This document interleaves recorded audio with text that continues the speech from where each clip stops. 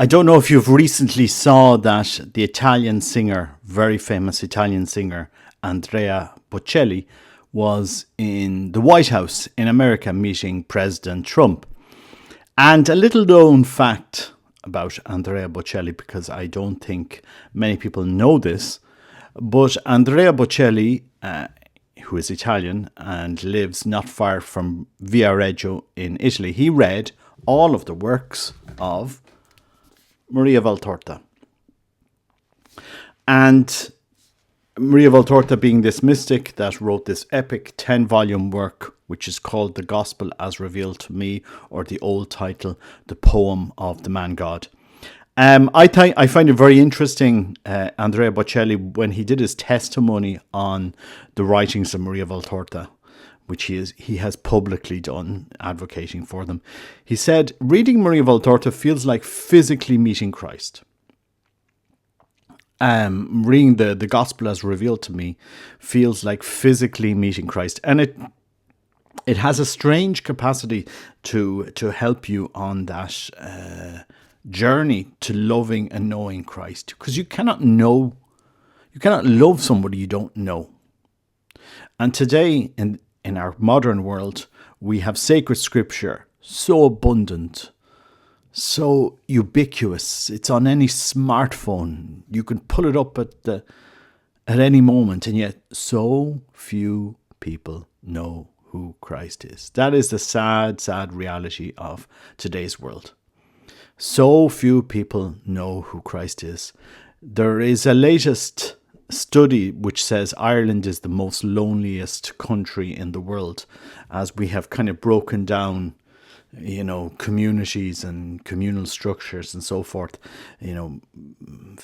60, 70 years ago. And my mother remembers this. Different families would meet in various houses and they would have, say, a ceilidh, meat. They would maybe have some whiskey. There would be a lot of mixing between different families. Whereas today, in our modern culture, in our modern society, we're so connected, but at the same time so utterly disconnected in a very sad way.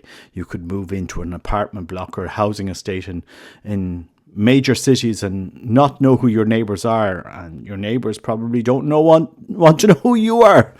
And that is the sad reality. You're not living in the countryside where you know who the families are and who their grandparents are and their history and everything. That's all gone. But anyway, back to Maria Valtorta and the impact that it had on Andrea Bocelli. I just want to share a video that where Andrea Bocelli gives his testimony about the writings of Maria Valtorta. This is from the Erede Fondazione Maria. It's the foundation that was founded to preserve the works of Maria Valtorta after before Emilio Pisani died, who was the person that was leading the editorial house of the work that was publishing these works. But this foundation, they've been trying to preserve and promote the works of Maria Valtorta. Very, very important for our time. Very important foundation. I had the privilege to meet them in Italy when I was there, because we went to the tomb, and it's headed by Fiammata, who is an Idente missionary. As you know, I've blogged about Fernando Riello before. It's good to see this connection with Fernando Riello, who's a great mystic. He's buried in the cathedral in Madrid. So it's good to see that connection there. But it's also good to see the care that's taken to preserve Maria Valtorta's legacy. This work, which is so badly needed for our time. Us Catholics, we do believe in what's called private revelation or special revelation, in the sense that in times of crisis, and this has always been, heaven always intervenes in times of great crisis. And we have a great crisis in the church at the moment. It's this crisis of faith and morals. As you saw, you had the nonsense going on in the Vatican with rainbow flags processing through, and you see blocks of ice being blessed, and we've seen Muslim worship happening in the Vatican, and things are interesting at the moment, to say the least. They're interesting. And at the core of all of this is a Christ who needs to be known and loved, and is called to conversion for our conversion. He's calling us to change, to follow him, to pick up a cross. Very unpopular thing to say today. We don't like this thing called a cross, but without a cross, without this cross that we pick up, we can't have a spiritual life, because you cannot go to Christ. You cannot progress along the spiritual life without that cross, which is unpopular. It is very unpopular. But when you read the writings of Maria Valtorta, especially this epic 10-volume work, which I do encourage everybody to buy, it's an investment you won't regret. And in Ireland, there's a lady that is selling two. We have two sets of these volumes in English. So if anybody needs the 10-volume set here in Ireland, we'll be able to get it to you in Ireland. But as I said, it's an incredible work. It's a work that various popes have encouraged us to promote. Pius XII, Paul VI, Pope Francis, encouraged us to promote the works of Maria Valtorta, and that's what we will continue to do. I will continue to do here in Ireland, because I do think it's a work that can transform so many people's lives. Anyway, I'm just going to leave you this testimony of Andrea Bocelli, who was off in the White House, because you might find it interesting, and it's just maybe reflect on how he received the work.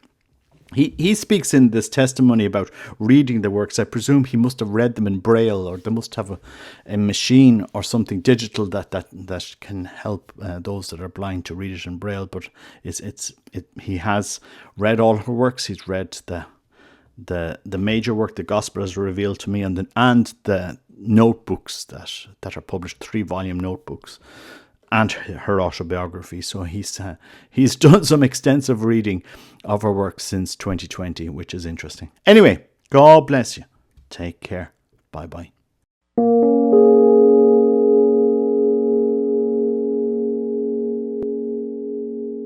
L'impatto che hanno avuto su di me gli scritti di Maria Valtorta e Maria Valtorta stessa, perché dopo aver letto tutto l'Evangelo così come mi è stato rivelato e la sua biografia, e in questi giorni i quaderni, posso dire di avere una quasi conoscenza diretta di lei come persona. L'impatto che hanno avuto questi scritti su di me è stato talmente forte che io oggi non sono in grado di ricordare come sono venuto a conoscenza di questa mistica italiana nata a Caserta. Immagino che molti lo sappiano, nel 1897, poi deceduta a Viareggio, a pochi chilometri da casa mia, nel 1961. Io ho letto tutto l'Evangelo durante il lockdown, ma più che letto posso dire che l'ho divorato, perché queste migliaia di pagine sono scorse con una piacevolezza e una facilità che mai prima d'ora mi era accaduto di sperimentare.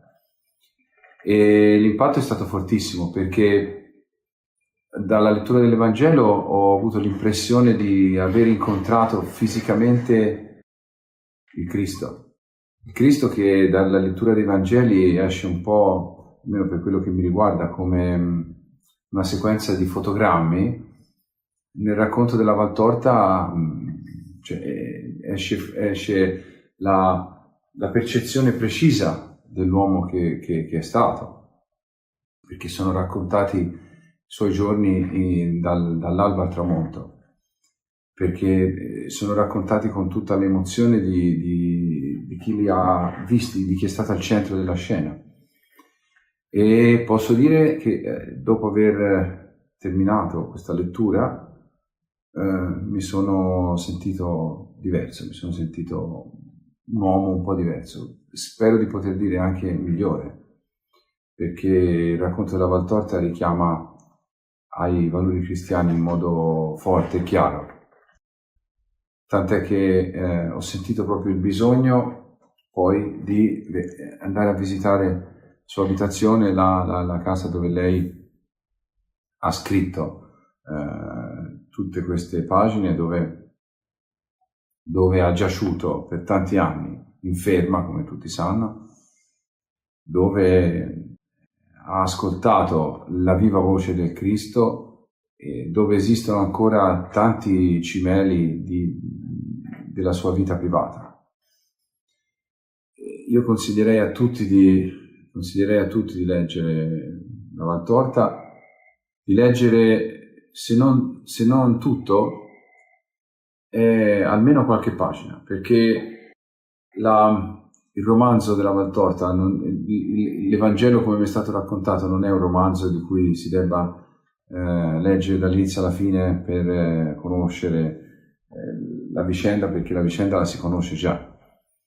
Io credo sia fondamentale iniziare da qualche parte, con una pagina qualunque, perché non c'è una sola pagina di quel libro che non ti tocchi profondamente nell'anima.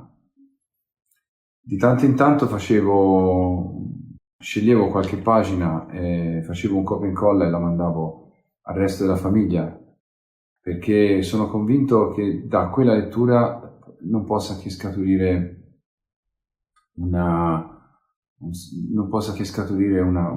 fonte viva di energia nuova e positiva. Ecco. Recentemente sono stato anche a visitare la sua tomba, e anche quello è stato un momento molto forte, perché all'idea che sotto quella pietra ci fosse quello che resta di questa persona, che è sicuramente un'eletta, una donna che oggi è nella gloria di Dio, mi è venuta veramente voglia di parlarle, di dirle grazie. Questi giorni ho trovato un libro molto interessante, bellissimo, anzi, lasciatemi dire, un libro sarà 4-5 mila pagine, però è perfetto, no? Per una situazione come questa. È un libro di una mistica italiana che si chiama Maria Valtorta, così lo suggerisco a tutti coloro che sono chiusi in casa e non sanno cosa fare. E di cosa parla questo libro? Ma si intitola L'Evangelo così come mi è stato rivelato. È un libro che non c'è libro migliore in giorni come questi. Beh, bello, poi 4.000 pagine, ma uno non può dire non ho tempo in questi tempi, in questi giorni. Un po' la classica scusa a dire non ho tempo, in questi casi non regge tantissimo. Andrea, noi ti ringraziamo moltissimo.